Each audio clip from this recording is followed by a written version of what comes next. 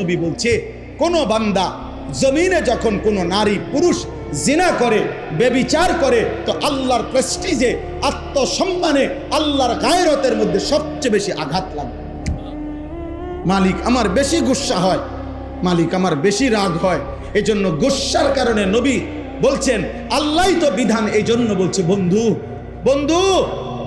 ওই জেনা করলো, ও ব্যভিচার করলো আমার জমিনে, ওরে খাওয়াইলাম আমি, ওরে পড়াইলাম আমি, এত বড় কায়নাত দিয়ে আমি তাকে লালন পালন করছি, ওরে আমি বলছি তার জন্য আমি হালাল বিবাহের ব্যবস্থা রাখছি, ওরে আমি বলছি তার স্ত্রী আমি ব্যবস্থা করেছি, ওর যৌন চাহিদা আমি আল্লাহ দিয়েছি, ওই নারী আমি সৃষ্টি করেছি, এই পুরুষ আমি সৃষ্টি করেছি, শাহওয়াত আমি সৃষ্টি করেছি, লজ্জাস্থানের চাহিদা আমি সৃষ্টি করেছি, এত কিছু আমার দেওয়া, ও আমার জমিনে আমার দেওয়া জিনিস পেয়ে নাফরমানি করলো। আল্লাহর নবীকে আল্লাহ